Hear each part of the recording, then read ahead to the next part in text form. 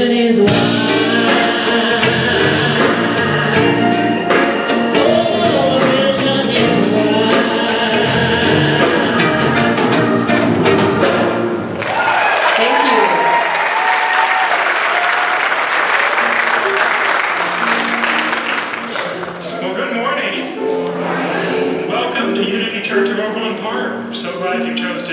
For this very first Sunday of our Silver Screen Spirituality series. Welcome, we're glad you're here. And Reverend Jan, would you just open our service and bless us with prayer this morning? I would love to. And so we breathe into this moment and open wide our hearts and send out love and peace to Kabul, Afghanistan, Munich, Germany, and right here to all the folks in Kansas City, Kansas, as they laid to rest their police captain yesterday. Peace, be still as we move through this time of hurt and unrest. Peace. We send peace and wisdom and understanding and love out to Philadelphia, as well as this week the Democratic National Convention is held. Peace. And so now we center back right here, right now, as we continue to open to that movement of spirit, as we continue with this morning's celebration service. We open to wisdom, new insights and understanding, faith, the love that we each are, and the home that this is for all. And so it is, and so we let it be. Amen. And so we do consciously send thoughts of peace and love out into the world, but one of the things we know is that all of that begins with our decision. It's our choice. And so with that in mind, I'd like to invite you to stand and join with our song leaders in affirming that decision by singing, "Love is my decision."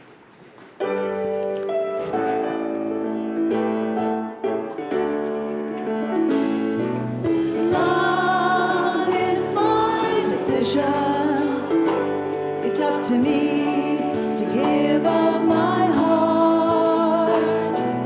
Love is my decision. No one else can tell me to start. And once I decide to change my mind, God will show me how. Love is my decision right here and now. Love is my decision. It's up to me to stand on that bridge. Love is my decision. No one else can make me forgive. And once I decide to change my mind, God will show me how. Love is my decision right here and now. Love is my decision. It's up to me to dance down that road. Love is my decision. No one else can lighten my load.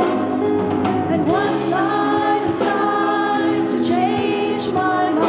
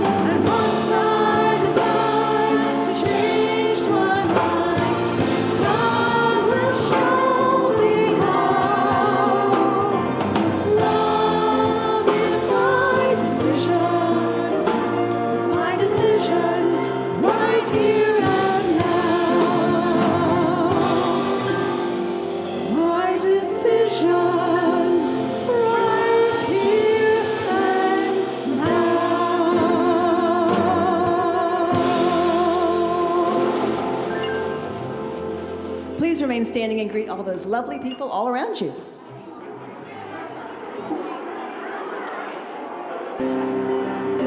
Please join us in singing I Know You. I know you. You are the light of God. You are the joy. You are the love. You are me. I know you. You are the light of God. You are the joy. You are the love. You are me. You know me. I am the light of God. I am the joy. I am the love. I am you. You know me. I am the light of God. I am the joy. I am the love. I am you. We know this. We are the light of God. We are the joy. We are the love. We are one. We know this. We are the light of God. We are the joy. We are the love. We are one.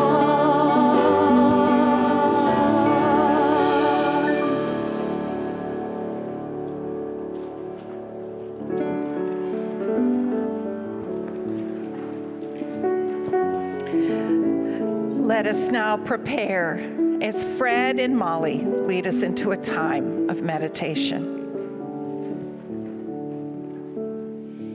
I know you. You are the light of God. You are the joy. You are the love. You are me. I know you. You are the light of God. You are the joy, you are the love, you are me.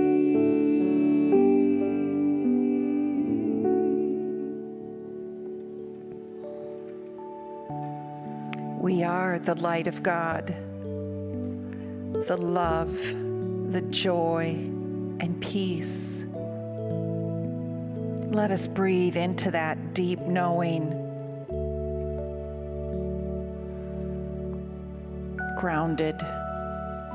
We go forward with whatever may be facing us this day, whatever seeming challenges or mountains are before us.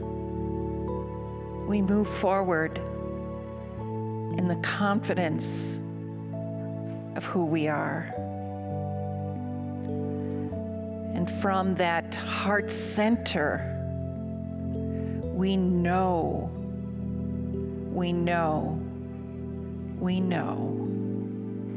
that God is, I am.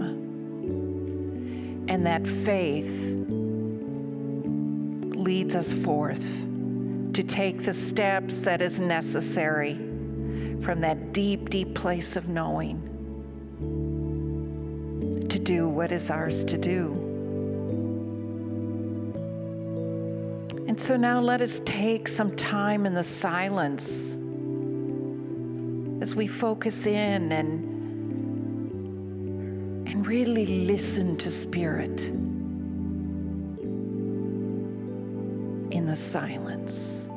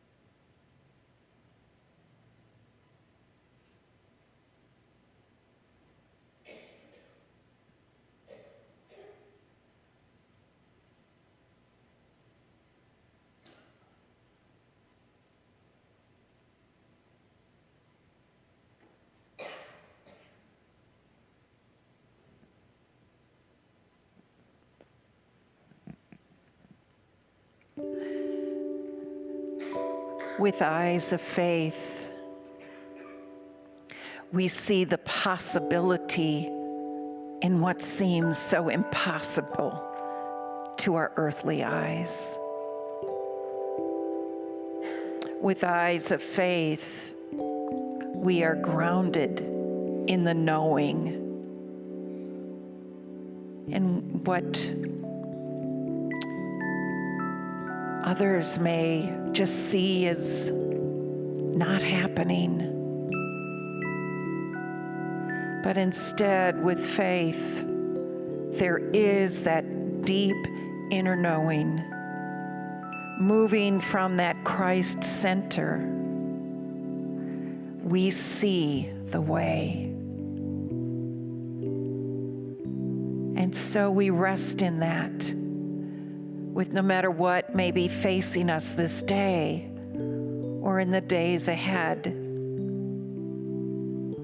We walk forward with grace, confidence, because of that deep knowing. And so it is, and so we let it be. Amen.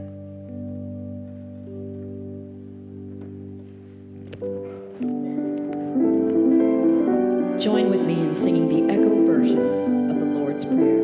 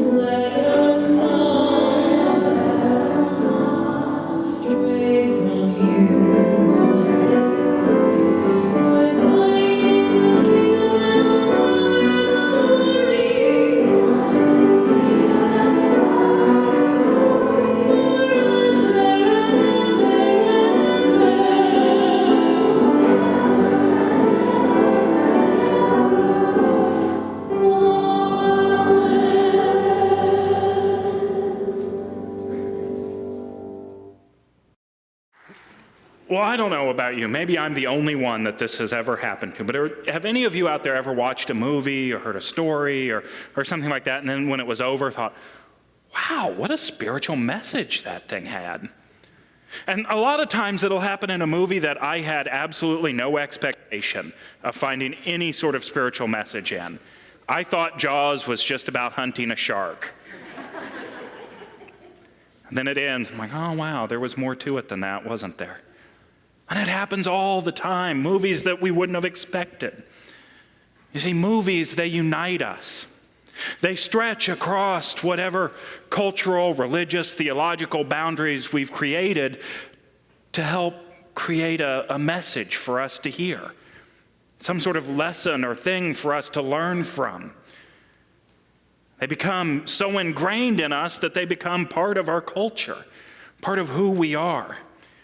In fact, there are times where I've seen a movie and thought, wow, I've gotten more out of that than I have out of several spiritual resources. And they do it so well. And like I said, it's become part of our culture. It's become part of who we are. I'm certain that I am not the only person here in this room today that has left a room, gotten up and walked out and looked at the people sitting behind and gone, I'll be back. Am I the only? How many have done that at least once in your? Come on, be honest. At least once in your life, you've impersonated Arnold Schwarzenegger. Even if you've never seen Terminator 2, you still know that was Arnold. Because these stories, they go across culture.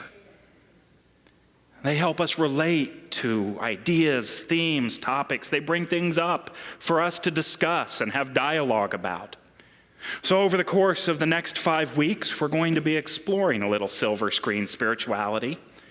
We're going to be taking a look at a whole bunch of different movies and the lessons and the themes that we can find in those movies and what it is that we can pull out from them and use in our own spiritual growth and our own spiritual lives. Now, some of these movies we'll be able to show here at the church. We showed today's movie, Salmon Fishing in the Yemen, last Friday night. Some of them are still in theaters, so you'll have to go out to a theater to see them. So check our website, check the e-news, and find out the best way to see each one of these before Sunday morning or see them after Sunday morning. But we're going to take a look at several different themes that are present in some of these movies. And it'll all start today with the movie Salmon Fishing in the Yemen and the theme of faith that movie really gets to the heart of. That theme of really, truly knowing that the success that you're seeking is yours, regardless of what the world around you is telling you, regardless of how impossible it seems, of knowing, absolutely knowing that you'll be successful. And this movie does such a wonderful job at getting to this idea of faith, this unity understanding of what faith is. You know, I think we've been sort of led down a path where we've got this misconception of how faith works. We've gotten this idea that faith is something I need to go out there and get more of. If there was something that I was trying to achieve in my life, some goal that I wanted to accomplish, and it wasn't working out for me or it didn't work out, how often have we looked at that and gone, well, if I just had more faith, then I would have been successful. I just didn't believe hard enough. You see, religious teachers have had us conditioned to believe that faith is about gaining more and more and growing the amount of faith that we have. We've misunderstood Jesus' teaching where he said, all of these things and more you will do if you just believe, to think that we have to believe hard enough. As if it's some sort of level of belief we attain and then we get this magic superpower where whatever we want to have happen in our lives happens. Faith doesn't work that way. That's not what faith is. Faith isn't something for you to go out there and gain more of and hoard like it's some sort of resource. You already have within you, right now, all of the faith that you need. It's already present. It's not something to gain. Faith is something for you to discover. It's something for you to direct. It's something for you to put your intention, your expectation towards. You see, our success when it comes to faith is all about expectation. It is all about what did we expect was going to happen. And that brings us to today's movie, Salmon Fishing in the Yemen. Now, if you haven't seen it, and I know many of you have, but if you haven't seen it, it's the story of a sheik who absolutely loves the sport of salmon fishing. He loves the peace and the tranquility that it brings when you're standing in that water and the water's flowing around you. And he believes that if he can bring the sport of salmon fishing to his country of Yemen, that he will make a difference in the lives of his people. He will inspire them to peace and to prosperity and to just calm. Now, I don't know if you're all terribly familiar with what it's like in Yemen, but fishing and the desert, those two things tend to not be very compatible. But the sheik has endless resources, so he doesn't really care. However much money it takes, we're going to make this happen. And slowly the word gets back to a fisheries expert, who's played by Ewan McGregor, who naturally sees this as just a completely ridiculous waste of time. Why are we even wasting our time? Even if we got water into the middle of the desert, the climate's not right. There won't be flies, there won't be things for these cold water fish to eat. So it's a ridiculous waste of time. And then the government gets involved. Now, we could go in a whole different direction about what happens to projects when the government gets involved. We're going to go this way. But they're looking for a goodwill story. You see, the story takes place right around the time of heavy military involvement in Afghanistan. And so the British government is looking for a goodwill story. They want something that they can say, look at all the good that's happening here. And they latch on to this idea of salmon fishing in the middle of the desert and making this project happen. So they essentially tell Ewan McGregor's character, you have a choice. You can be fired or you can make this happen. What's it going to be? Sometimes that's what happens to us, isn't it?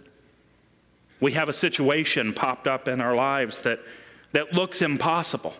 And we have a choice. We can deal with it or we can let it go. Even if we think it's impossible, we still have to make that choice. And so he sets out on this project. At the start, believing that there is absolutely no way whatsoever it's possible. With a list of I can't and we can't and this doesn't work and science says. And everything he says on that list slowly gets just crossed off, little by little. And his faith begins to grow. It begins to grow into a direction where he begins to know that this might actually be possible. And so let's take a look at a clip from the movie, Salmon Fishing in the Yemen. Plan? Well, not so much of a plan, really, as more of a feasibility study. Theoretically possible, you said, Dr. Jones? Theoretically. Indeed. It would be a miracle of God if it were to happen. I'm more of a facts and figures man myself. You're not a religious man? No. No, I'm not. But you're a fisherman, Dr. Jones. I'm sorry, I don't follow. How many hours do you fish before you catch something? Dozens? Oh, gosh, hundreds sometimes. Is that a good use of your time for a facts and figures man? But you persist in the wind and the rain and the cold with such poor odds of success. Why? Because you're a man of faith, Dr. Alfred. And in the end, you are rewarded for your faith and constancy with a fish. With due respect, fishing and religion are hardly the same thing, Your Excellency. With equal respect, I have to disagree. A toast?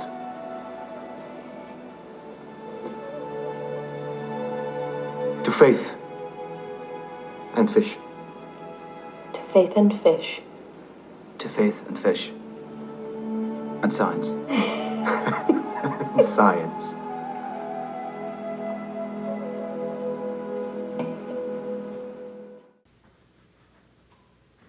I happen to agree with the sheik. Fishing and religion and faith, I think they're exactly the same thing. Because if we look at faith as the idea of knowing that the enterprise that we're setting out on will be successful, and then we look at why Dr. Jones was fishing, which, just as an aside, it took me a while to hear them call him Dr. Jones and not expect a giant boulder to come chasing after him. I kept thinking Indiana Jones, like this is a completely different movie. But once you get past that, and you ask yourself, why is it that he keeps fishing? Because he knows he's going to catch a fish. He knows those fish are in the water. And so he continues to persist through rain, through snow, trying different lures, changing his tactics until he's successful. And this idea of knowing that you're going to be successful, of knowing how your life is going to turn out, it applies to more than just fishing. It applies to every element in our lives. Think about trying to get a new job. When you walk in to apply for that job, do you walk in knowing that this job is going to be a job that fulfills you, that leads you to your next great expression of the light of God within you? Or do you walk in knowing that this is going to be another soul-crushing exercise in futility? When you're looking for a new relationship, do you go into that search knowing that the person that you find is going to be the one who complements you at a soul level, who calls you higher, who makes you complete? Or do you walk in knowing that this is just another one of the endless line of rejects that I always attract to myself? What do you know? Because we get what we expect to get out of life. If we expect to catch a fish, we catch a fish. If we expect to have a rewarding career, we have a rewarding career. If we expect to have fulfilling relationships, we get them. Faith is all about expectation. And that leads us to a second misconception that we've run into with this idea of faith. And that's that this faith that we have is some sort of magic wand. Like, I have faith enough, I believe in God enough, I wave my magic wand and I get what I want. This idea that faith changes the world around us to match what we want to believe about the world. It doesn't work that way. Faith doesn't change the world around you. We still have to live in the same world. What faith changes is how we perceive the reality of that world. If we look over here at these blinds right now, and we think of the light that's shining behind these blinds as faith, and we've got the blinds in front of them. If I raise the blinds up to let in more light, have I changed the light? No, it's still the same light that was there before. I've just opened up the blinds to let more of it in.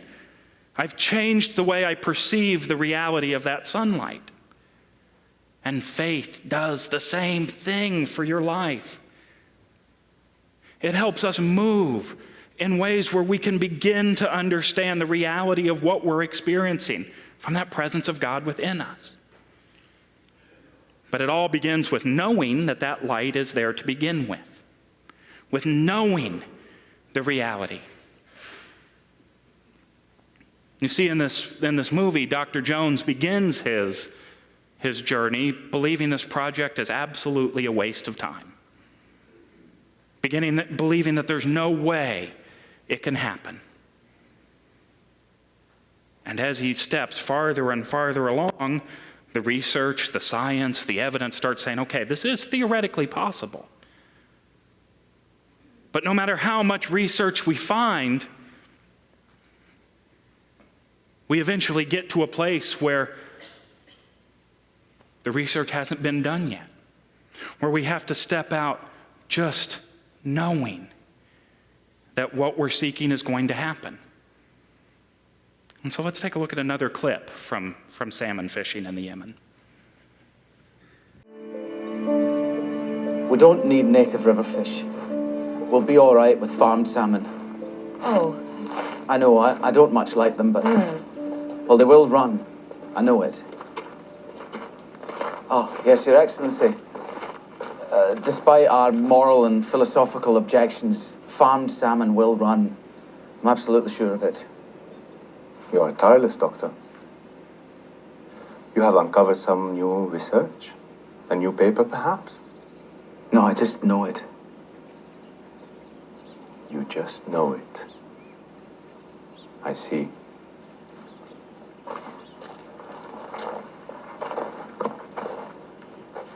Faith, Dr. Alfred?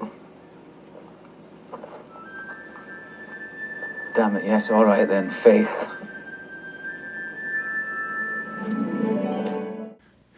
I just know it. There's no evidence to say anything to the contrary, no paper, no research. I just know it.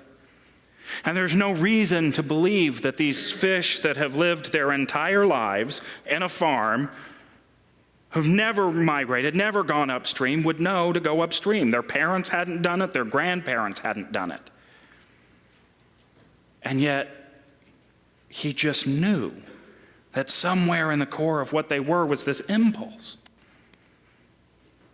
And if you've seen the movie, you know that the salmon do run. They do migrate up. And I think we've started to get the idea that they don't start running upriver because everybody involved in the project was standing around on the edges of the river believing in God hard enough, and they had such faith in God that God made the salmon run up the river, because that's not how faith works. Instead, what happens is that they took one step towards, okay, this is possible. I know this could happen. And then they took another step towards, I know this could happen. And then it became, I know this could happen. Until that connection with God within them inspired them to say, okay, I know these fish will run. Now, there's something that tends to get in our way of faith. Unity minister Reverend Eric Butterworth called it, he called it a disease, actually. And he said this disease afflicts millions of people in our world. It's something that gets ingrained in us at a very early age. Reverend Eric Butterworth said it was I can't-itis. And we've heard it. We've heard the symptoms of that show up in conversation before. They show up like, I can't because I'm poor. I can't because I'm sick. I can't because I don't have enough resources. I can't because that's the way the world works. I can't because this is how life is for me. We've seen those show up before. And let's be clear about what we mean by I can't. This isn't saying, you're standing there wanting to buy a sports car and saying, well, I can't because I can't afford it. That's a good, logical thing to be aware of. Or saying, I just don't feel well, I can't go out tonight. Again, a good, logical thing to be aware of. Listen to your body, listen to the intelligence within you saying, don't spend that money right now. This is going at a deeper level. This is the level that says, I'll never be healthy. I'm destined to get heart disease because it runs in my family. This is the level that says, well, I'll never have financial stability. My family is always poor. It's statements like that begin to invest your faith in the I can'ts, as opposed to the realm of knowing that you are whole and healthy, of knowing that you have enough, of knowing that despite what the world looks like around you, the presence of God within you is inspiring you to make a difference for peace and love. It's the difference between I can't and I can. And so start turning those I can'ts into I cans. Because the truth about our faith is that it can only go as far as our understanding of consciousness is going to let it go. We create these sort of artificial boundaries within us through our words, through our actions, through our beliefs. And we create them to the point where we can sit around and say, I am prosperous 3,000 times a day, as much as we want. But if we leave that time of saying I am prosperous and then go and look at the bills and go, I don't have money for that, what consciousness are you living in? So you'll get up to that point and you'll stop right there. So if we want to grow our faith, we have to begin expanding our consciousness. And the way we do that is by being aware of what it is that you're investing your faith in. Because let me be very clear, it is up to you and you alone what you invest your faith in. You can invest it as strongly in sickness as you can in health. You can invest it as strongly in financial security as you can in poverty. And you can invest your faith as strongly in hatred as you can invest it in love. What choice do you want to make? Because it's your choice and no one else's where you invest your faith. So you can sit and watch the crawl go across the bottom of CNN and make the choice. Do I invest in the negativity or do I invest in the love? But it begins with making your choice. just like Dr. Jones made the choice to see this project through successfully. And yes, it's about more than fish. You see, the path to creating the world we want is very, very clearly laid out for us. We're told that whatever we ask for in prayer, whatever we believe in, if we believe in it sincerely enough, it's ours. So whatever it is that you're facing in your life, expect the good results to show. Expect it with all your heart. Expect it so much that you can see it, you can feel it, you can taste it. Expect it to the point where you believe this is the reality you are going to experience. And then be aware of where you're investing your faith. Are you investing it in love, abundance, and peace? Are you investing it somewhere else? Because the place that you choose to put that energy of faith that you have within you is what makes all the difference in the world towards creating the world and the life that we all know is possible. So invest wisely, my friends. And I'll see you next week.